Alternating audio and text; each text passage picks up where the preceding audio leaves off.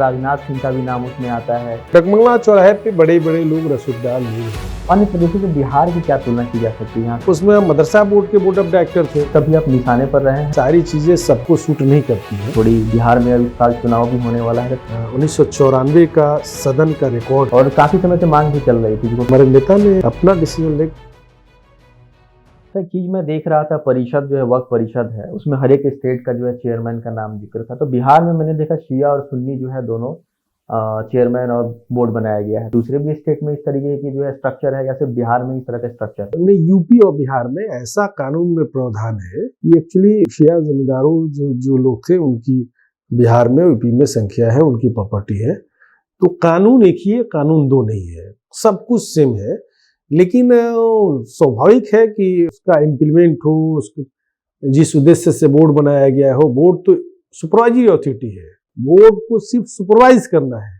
तो एक चीज मान लीजिए, समय समय पर सरकार भी ये चाहती है, आप देखते होंगे कि सीनियर एसपी भी है, एसपी भी है, वहाँ सिटी एसपी भी है, ग्रामीण एसपी भी है। तो इस तरह का कानून एक ही है, ट्रिब्यूनल एक ही है, विभाग एक ही है। इसमें कहीं कोई मामला नहीं है, कहीं कोई बात नहीं है, और रजिस्ट्रेशन दोनों जगह है। इसलिए कभी इस तरह की कोई बात नहीं, एक्ट में प्रोविजन है इस तरह से। तो बिहार में भी, यूपी में है, पूरे हिंदुस्तान में सिर्फ वक्फ बोर्ड है। बिहार में या फिर देश के कई कई भागों में जो इस तरीके की खबरें आती हैं कि वक्फ ने दावा किया, इस जमीन पर दावा कर दिया, फिर उसके बाद काफी वो मीडिया में चलता है। तो ये पूरा प्रकरण है क्या? मतलब ये वक्फ की ही जमीन होती है या मीडिया उसको कुछ अलग रूप से दिखाती है? तो देखिए, सिविल मैटर थोड़ा वास्ट है। ये आपको हम बताएं कि वक्फ की जमीन का कोई सेल परचेज नहीं हो सकता है, गैर कानूनी है। तो मान लिया जाए कि जो सर्वे का मामला है, सर्वे नहीं होने की वजह से गवर्नमेंट ने जब वक्फ का सर्वे नहीं कराया है, तो इसीलिए इस तरह की कठिनाई होती है। सपोज दैट मान लिया जाए कि आपके दादाजी ने कोई वक्फ की जमीन खरीद लिया और हमने उसको आज तक करवाई नहीं है, करवाई आप पर हो रही है, आप पर नहीं हो रही है, उस प्रॉपर्टी पे हो रही है। उसको 52 में ये पावर है डीएम को, उनके रजिस्ट्री को कैंसिल कर देगा। इसी सिलसिले में आपने सुना ही होगा डगमंगला चौराहे के मामले में बहुत सारी चीजें। तो विदाउट डॉक्यूमेंट्स जो वहाँ चीफ एग्जीक्यूटिव अफसर है, वो सरकार का प्रतिनिधि है, उसको नौकरी करनी है, वो विदाउट डॉक्यूमेंट्स किसी प्रॉपर्टी पे दावेदारी कैसे कर सकता है? और उसको न्यायिक प्रक्रिया हो करके गुजरना है। वक्फ बोर्ड को कोई कानूनी राइट नहीं है कि किसी जमीन पर दावा करे जब तक कोर्ट उस पर मोहर न लगा दे। ऐसे किसी भी जमीन पर वक्फ बोर्ड चाह करके भी कुछ नहीं कर सकता जब तक उसकी न्यायिक प्रक्रिया से होकर के गुजरना ही पड़ेगा, नहीं किसी कीमत पर। या वो ट्रिब्यूनल से आदेश कराएगा, फोर्स मजिस्ट्रेट बहाल कराएगा, तब होगा। या फिर डीएम उसके रजिस्ट्री को, डीएम एक्चुअली रजिस्ट्रार होते हैं, दंडाधिकारी होते हैं, तो वो भी अपना कोर्ट लगा के सुनवाई करते हैं, उसके बाद ही दावेदारी हो सकती है। ऐसे कोई दावेदारी बोर्ड नहीं कर सकता है, बोर्ड को ये पावर नहीं है। यही सब बहुत सारे कंफ्यूजन लोगों के बीच में बनी हुई है। तो इन्हीं सब चीजों पे हम आपसे जान रहे हैं और अपने ऑडियंस को भी बता रहे हैं कि क्या सही है, क्या बिल लाया गया है, इसके बारे में जो है हम आपके द्वारा जो है जनता तक पहुंचा रहे हैं बातों को। दूसरी बात, जब आपने डगमंगला का जब जिक्र कर ही दिया, तो जहां तक मैंने सुना है कि ऐसा वो क्या प्रकरण था, मुख्यमंत्री भवन में फोन की घंटियां बजने लगती है, आनन फानन में आपको बुलाया जाता है, आप जो है मुख्यमंत्री भवन पहुंचते हैं और वो पूरा मामला राजनाथ सिंह का भी नाम उसमें आता है। तो क्या था पूरा मामला? देखिए, इसमें दो तरह की बातें हैं। एक तो डगमंगला चौराहे पे बड़े बड़े लोग, रसूखदार लोग हैं जो सियासत से भी जुड़े हुए हैं और कहीं ना कहीं बड़े बिजनेसमैन हैं, बड़े अफसर हैं। उसमें हाईकोर्ट के जस्टिस का ये मामला है, आईएएस, आईपीएस, बिहार में मंत्री, भारत सरकार। तो इस तरह की चीजें हैं। जब कानून ये है कि किसी भी जमीन का सेल परचेज नहीं होगा, गैर कानूनी है, तो कोर्ट के आदेश से न है।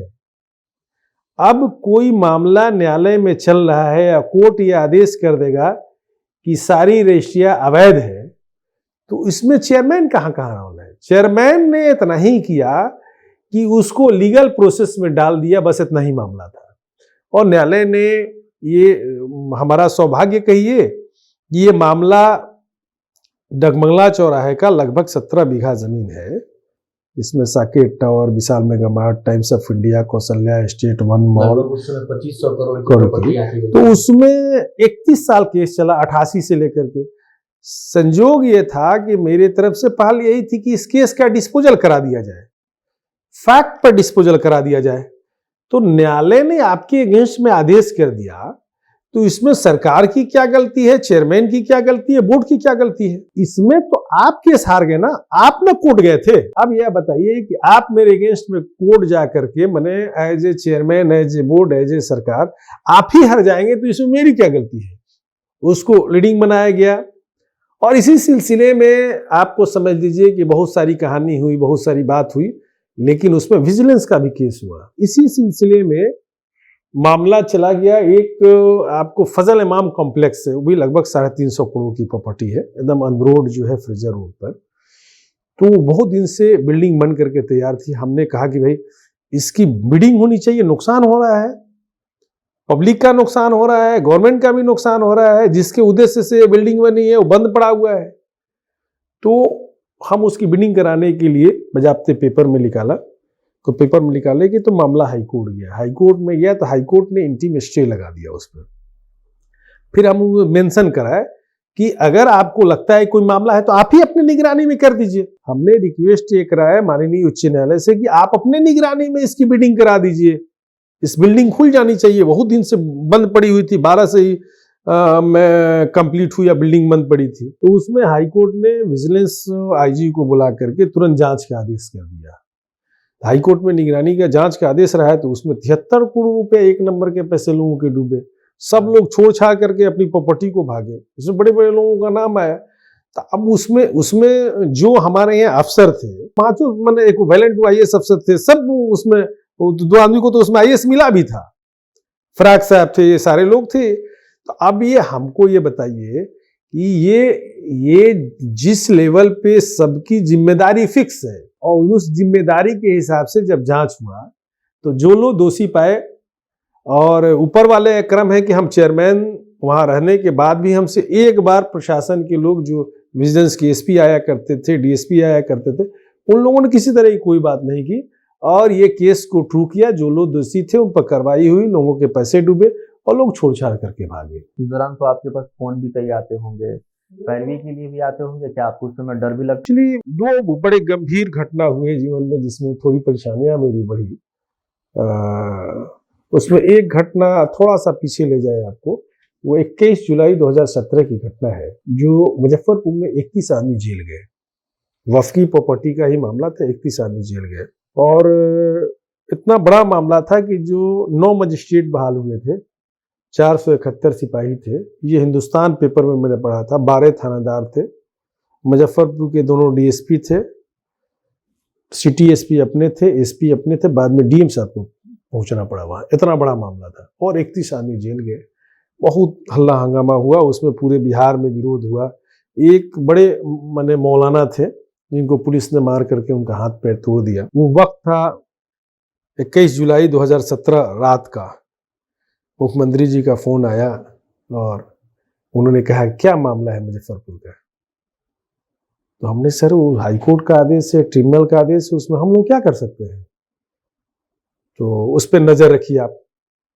फिर उसका तुरंत चंचल कुमार जी का फोन आया कि क्या मामला हो गया। भारत सरकार गृह मंत्री जी का फोन आया था, सर का फोन आया था, राजनाथ सर का कैसे से। तो हम कहा कि हमको आप समय दीजिए, सबका डिटेल। हमने बताया कि कोर्ट का सब आदेश है, उसमें हम लोगों का कोई रोल है नहीं। तो किन कल 11 बजे आप आइए।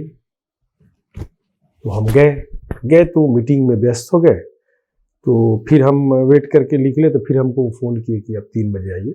एक एक चीज़ जा करके हमने समझाया कि देखिए इसमें कोई रोल, बड़ा कन्फ्यूज़न जो रहता है, तो उसको मैंने समझाया कि देखिए बिना न्यायिक प्रक्रिया का कहीं कुछ होता नहीं है।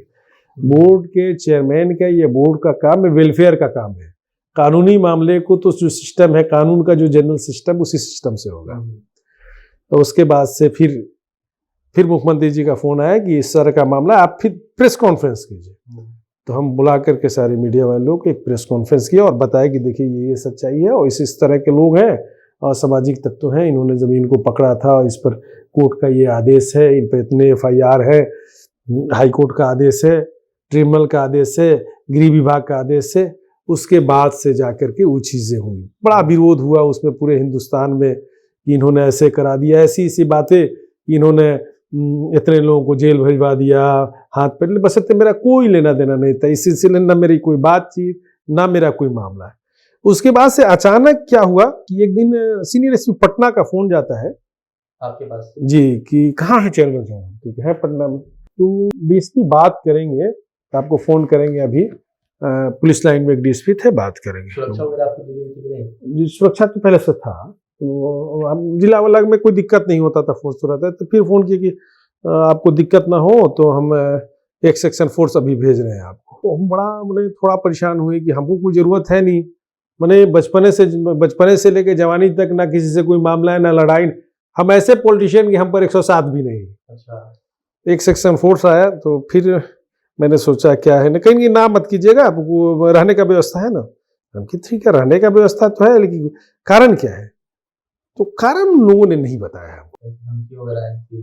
नहीं हमको उन लोगों ने नहीं बताया, लेकिन हम भी सोचा कि भाई जब कह रहे हैं तो हमको क्या दिक्कत है, तो ले लिए सुरक्षा। फिर अपना, फिर बाद में पता चला हमको, एक कॉपी मेरे पास आई, मिली, अब नाम नहीं बताएंगे, उसमें 2 पेज का रिपोर्ट था, जिसमें सीनियर एसपी पटना गरिमा मलिक जी का सिग्नेचर था और सीआईडी का रिपोर्ट था, जो 2 पेज के घर से, गांव से लेकर शहर तक सारी चीजें उसमें थी। सुरक्षा के सारे बिंदुओं पर गांव से लेकर शहर तक जांच हुई, ये मुझे नहीं पता था। अच्छा, उसमें मेरे आर्थिक स्थिति के बारे में लिखा हुआ था, खेती के बारे में लिखा हुआ था, हमारे परिवार में कितना लाइसेंस है, आर्म्स लाइसेंस भी लिखा हुआ था, मेरे नाम से लाइसेंस भी लिखा हुआ था, पूरी इंक्वायरी, ये बात हमको पता नहीं थी। उसी में लिखा था कि इन्होंने कानूनी रूप से, ये चेयरमैन रहते इतने बड़े बड़े लोगों पर कार्रवाई किया है, लोग इनके मैंने कानूनी प्रक्रिया से जो जगह खाली कराया है, जो न्यायिक प्रक्रिया से इन्होंने दूसरे के बड़े बड़े लोगों से आदेश करा है, तो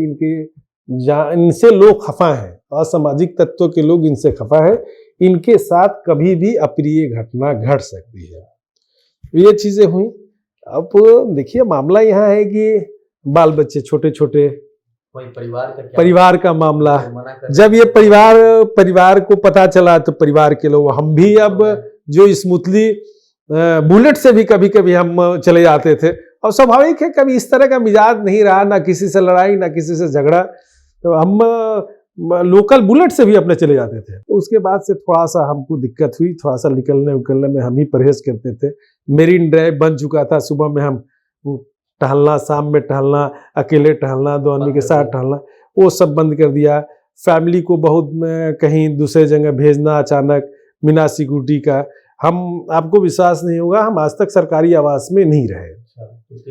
हाँ, उसकी वजह थी कि सुरक्षा के दृष्टिकोण से बच्चे छोटे थे, तो ये सब मानसिक तनाव तो रहा। उस समय परिवार के लोग क्या आपको बोलते थे कि ये सब छोड़ दीजिए, सुखी जीवन जो है आप इधर ध्यान दीजिए? बहुत स्ट्रगल करके, एक तरफ बड़े शोहरत का भी मामला था, आए दिन पेपर मीडिया मेरे बारे में अच्छी अच्छी बातें छापते थे, और मैंने काम भी किया। मैंने लगभग 500 लोगों से ज़्यादा लोगों को बिहार में मकान बनाने के लिए ज़मीन दिया, और वो बजाबते कानूनन दिया। 324 पटना में दुकानें बनी, 2 बड़े बड़े हॉस्टल बने, कई बिल्डिंगें बनी, अनाथालय बने, स्कूल के लिए जमीन दी गई, हॉस्टल के लिए जमीन दी गई, इस तरह की बहुत सारी चीजें हुई। ये समझिए कि लोगों की उम्मीद इतनी जग गई कि हमारे पास सुबह से लेकर के शाम तक हम आदमी की डीलिंग करते थे, हम कभी किसी से पुर्जा दे करके नहीं मिला। उसमें हम मदरसा बोर्ड के बोर्ड ऑफ डायरेक्टर थे, तो मदरसे मौलाना लोग सीमांचल से इतने आने जाने लगे, लोग कहने लगे कि भाई ये कह देंगे तो हो जाएगा।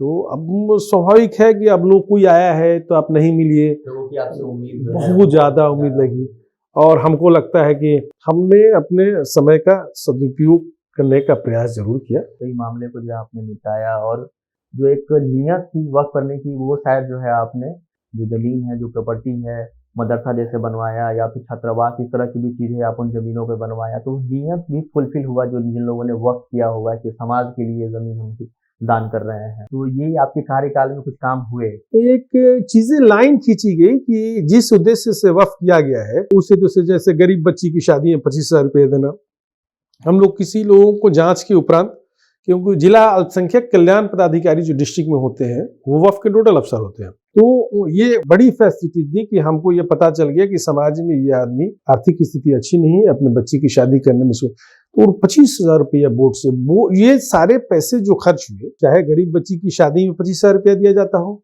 चाहे हमारे जो मौलाना नमाज पढ़ाते हैं जो मस्जिद में उनको 5,000 रुपया दिया जाता हो, जो आजान देते हैं उनको 3,000 रुपया दिया जाता हो, चाहे ईद के किट बांटने का मामला हो, चाहे कोरोना में सब जगह अनाज पहुंचा, ये सारे पैसे जो है ये वक्फ से जनरेट किए हुए पैसे थे। इसमें सरकार का योगदान नहीं होता है। नहीं, ये सारे पैसे, वो पैसे को आप बोर्ड ये डिसीजन ले सकता है कानून और वफनामे के हिसाब से कि इसको कहाँ खर्चा करना है।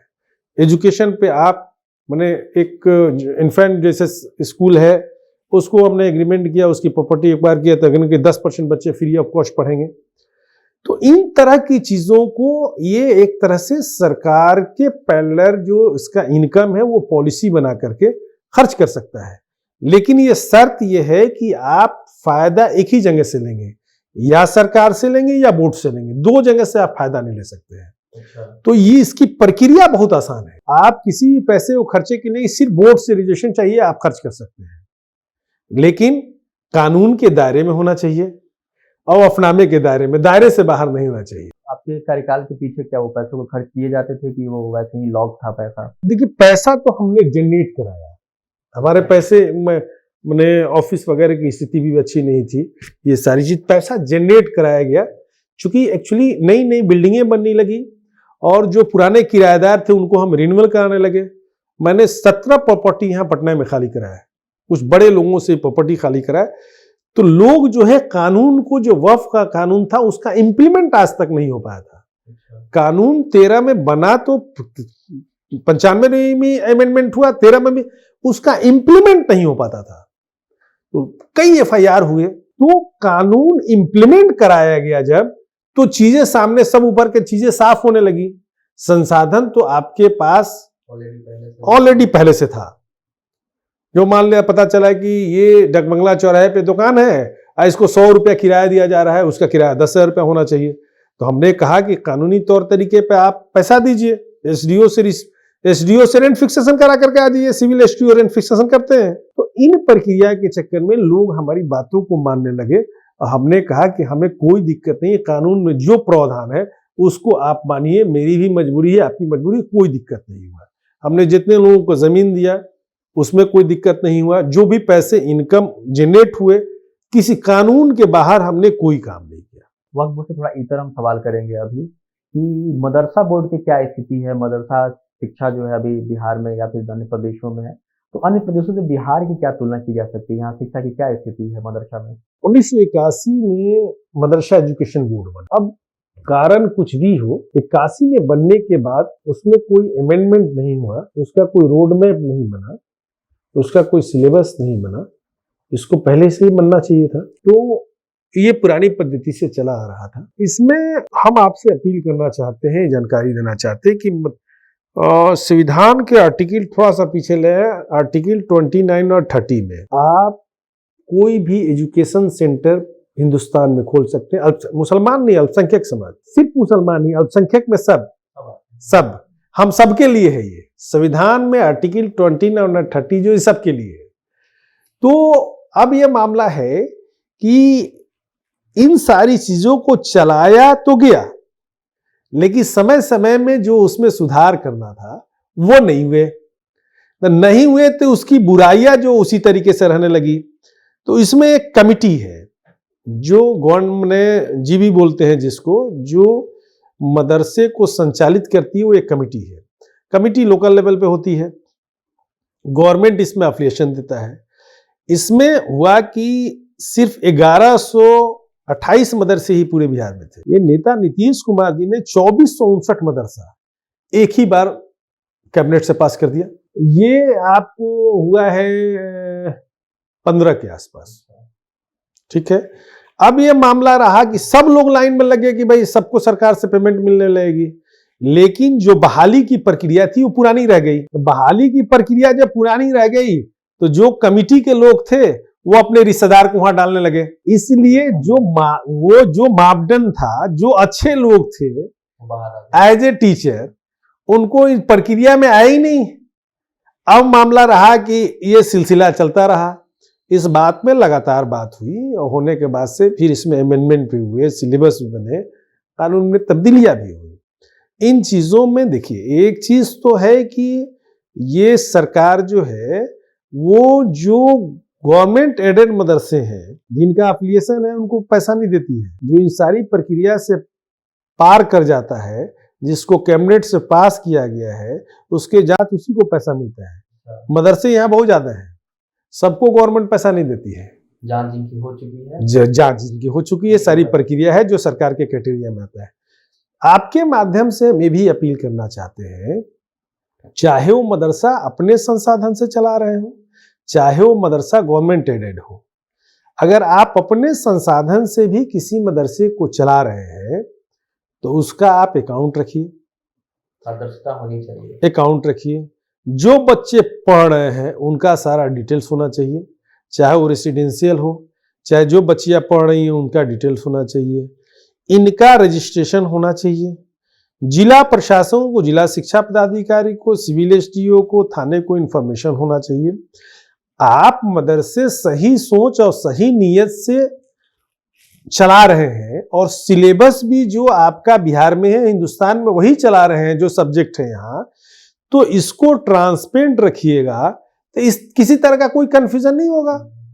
तो आपको इस चीज नहीं करते हैं, इसलिए कहीं ना कहीं कुछ ना कुछ सुनने में बातें आती हैं, बदलाव करने। तो इसको गवर्नमेंट को, ठीक है प्राइवेट स्कूल है या प्राइवेट मदरसा है, इस चीजें, इसके लिए पॉलिसी ट्रांसपेरेंट होना चाहिए कि थानेदार चाहे तो चेक कर सकते हैं, एसडीओ चाहे तो उनका इलाका है, कोई मामला है, कोई घटना है, जिला शिक्षा पदाधिकारी, ठीक है आप अपने संसाधन से चला रहे हैं, तो आप अपने संसाधन से चला रहे हैं या चंदा लेकर के चला रहे हैं, है तो पब्लिक का ही पैसा ना। तो हम तो आपको कह रहे हैं कि उसको ट्रांसपेरेंट तरीके से चलाइए, हम तो आपसे कुछ मांग नहीं रहे हैं। तो ये तो अच्छी बात है ना कि आप समाज हित में कोई काम करना चाहते हैं, एजुकेशन को बढ़ावा देना चाहते हैं, तो उन चीजों को आप इस ढंग से चलाइए कि किसी आदमी को कुछ कहने सुनने का मौका नहीं मिले। आप एनडीए सरकार के जो कार्य है को इतनी मजबूती से रखते हैं, तो इन सब चीज़ों को लेकर कभी आप निशाने पर रहे हैं, राजनीतिक निशाने पर हो या फिर इसके अलावा भी जो सोशल मीडिया पे लोग निशाने पे आजकल कुछ उलझ जुलझ मैसेज करते हैं, इस तरह की चीज़ें आपके साथ होती है? देखिए ये चीजें तो, देखिए मामला ये तो लगातार रहता ही है। पब्लिक डोमेन जब आप रहते हैं, सारी चीजें सबको सूट नहीं करती है। अब अभी हम सीमांचल गए थे तो तरह तरह की चीजें, तो मैंने एक लाइन में कहा कि देखिए भाई, पहले इन चीजों को हम जान रहे थे कि इस तरह की बातें होगी। हमने इस पर एक प्रेस कॉन्फ्रेंस भी किया था, तो हमने अमेंडमेंट की कॉपी निकाल करके 10 कॉपी रखा था और उसको दे दिया कि हम कहा कि इसको आप पढ़ लीजिए और पढ़ने के बाद से आप बात कीजिए। मैं ये नहीं कह रहा हूं कि अमेंडमेंट 100% सही है गलत है, आपको कहाँ दिक्कत है ये बताइए। अगर ये दिमाग में आपके है कि चूंकि ये एनडीए ने, चूंकि ये बीजेपी ने इस बिल को लाया है इसलिए उसको हम खारिज करते हैं, तो ये अच्छी बातें नहीं है। ये हमारे साथ आज आए हुए हैं और हम लोग थोड़ी बिहार में अब इस साल चुनाव भी होने वाला है, तो थोड़ी राजनीति की भी बातें करेंगे कि इस बार जो है एनडीए का क्या जो है रूप होने वाला है। मुख्यमंत्री का चेहरा नीतीश कुमार ही होंगे या कोई और होगा? और जाते जाते एक चीज और आप बता जाइए कि आपका क्या प्लान है, आगामी चुनाव में आप चुनाव लड़ने वाले हैं? जेडीयू के एक छोटे से कार्यकर्ता होने के नाते, जो आपने कहा कि नीतीश कुमार जी के नेतृत्व की बात करें, ये तो सारे प्रधानमंत्री जी, चाहे गृह मंत्री जी, सारे लोग ये कह दिए कि नीतीश कुमार जी के ही नेतृत्व में चुनाव लड़ा जाएगा, तो इस पर तो कोई सवाल ही नहीं है। ये विपक्ष की अगर बात है तो वो अपने यहाँ देखें, उनके यहाँ ये डिसीजन नहीं हुआ, हमारे यहाँ किसी तरह का कोई कन्फ्यूजन नहीं है। और जाहिर सी बात है कि नीतीश कुमार जी ने आज़ादी के बाद जितना काम किया है, सच पूछिए तो किसी मजहब, किसी फिरके, किसी धर्म का आदमी इस चीज से इनकार नहीं कर सकता है। आप थोड़ा सा एक लाइन ये बताते चले कि परसों हमको प्रेस कॉन्फ्रेंस करना था अररिया किशनगंज, हम पटना से निकले और अररिया भी गए, किशनगंज भी गए, प्रेस कॉन्फ्रेंस भी किया, थोड़ा देर आराम भी किया, आधा घंटा रुके भी और पटना लौट आए। सड़कें तो बिहार की अच्छी हुई है। कि हर फील्ड में काम हुआ है। इंफ्रास्ट्रक्चर पे काम करने में थोड़ी दिक्कतें तो होती हैं, लेकिन आप ये नहीं कह सकते कि किसी फील्ड में काम नहीं हुआ है। ये आज़ादी के बाद इस चीज़ को हमको आपको एक्सेप्ट करना चाहिए। और जाहिर सी बात है कि जब काम हुए, आज भी बिहार वासियों की पहली पसंद नीतीश कुमार जी है। इन सारी चीज़ों के बाद भी आज के डेट में नीतीश कुमार जी जो किया है, जो उनकी सोच फिक्र है, वो दूसरे नेता में नहीं मिलती। जो अमन चैन शांति ये सारी चीजें हैं, ठीक है। कुछ लोग तो तरह तरह की बात करते हैं, उसको कहने में कोई, अभी जातीय जनगणना में तरह तरह की बात हो रही थी। आप ये बताइए, इस नेता का विजन देखिए। अगर आप कहेंगे तो मेरे पास 1994 का सदन का रिकॉर्ड है जो हमारे नेता नीतीश कुमार जी बोल रहे हैं जातीय जनगणना। भाई, समाज में जब छन करके आ जाएगा किस समाज के लोग, किस फिरके, किस मजहब के लोग कितने हैं, तो उनको सियासत में हिस्सेदारी देने में आसानी होगी, उनके फेवर में पॉलिसी बनाने में आसानी होगी। तो इसमें कहाँ दिक्कत है? अब इस तरह की चीजें तो माननीय नीतीश कुमार जी ने अपने संसाधन से, अब ये तेजस्वी यादव जी कह रहे हैं कि भाई मेरा भी रोल है। विपक्ष का तो बराबर कहना है, राहुल गांधी भी बोले हुए हैं कि ये हम लोगों की जीत है, हम लोग ये समाजवादियों की जीत है। तो क्योंकि बिहार में नीतीश कुमार और तेजस्वी यादव के समय में जो है ये गणना कराई गई थी और काफी समय से मांग भी चल रही थी, जिसको केंद्र ने अभी एक्सेप्ट किया है। तो क्या ये विपक्ष की जीत है या अभी बिहार चुनाव को देखते हुए इस पर फैसला किया गया है? नहीं, देखिए एक चीज पहले बात समझिए, जिस वक्त 19 में ये सदन से पास हुआ, कैबिनेट से पास हुआ, तब भी हम एनडीए में थे। सदन से पास हुआ तब भी हम एनडीए के साथ थे। और उसके बाद एक डेलीगेट गया दिल्ली और प्रधानमंत्री से मिला, और मिलने के बाद ये सारी बातें हुई, क्योंकि इन सारे मामलों में भारत सरकार को जो जातीय जनगणना हाँ, जो आपको ये सर्वे है वो भारत सरकार को ही करना होता है। तो डेलीगेट गया, जाने के बाद से स्पष्ट ये बातें हुई। उसके बाद से हमारे नेता ने अपना डिसीजन लेकर के अपने संसाधन, बिहार के संसाधन से जातीय जनगणना कराए। और उसका अब ये सोच देखिए, ये लड़ाई तो 90 से चल रही है, और 90 ये 35 साल बाद उनको सफलता मिली। 35 साल पहले तो तेजस्वी यादव की पैदाइश हुई थी या नहीं हुई थी तो यही बताएंगे। और लालू जी कहाँ थे? जहां जहां कर्नाटक में, तमिलनाडु में इन्होंने जातीय जनगणना का है, उसको पब्लिक डोमेन में कहाँ लाई है?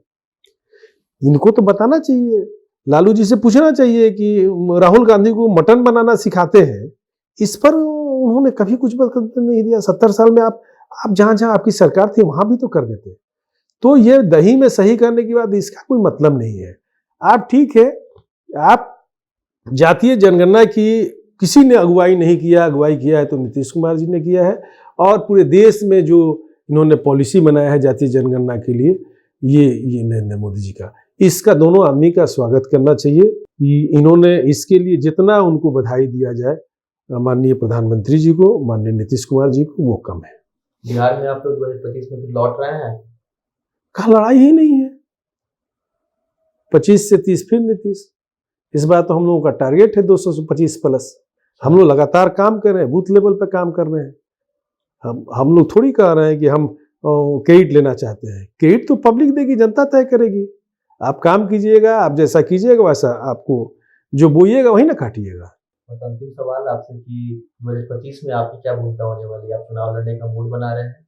अगर चुनाव कहीं लड़ेंगे तो कौन सा वो क्षेत्र होगा, कौन सा विधानसभा होगा जहाँ से आप जो है फाइट करेंगे? जेडीयू के एक छोटे कार्यकर्ता हैं, ये हमारे जो नेता हैं, हमारे जो सीनियर हैं, वो तय करेंगे। जो हमको जिम्मेदारी दिया जाएगा वो हम उसको पूरी मुस्तैदी से, पूरी ईमानदारी से उसको पूरा करेंगे। साहब जी, आपको बहुत बहुत धन्यवाद। बहुत बहुत धन्यवाद, बहुत बहुत शुक्रिया।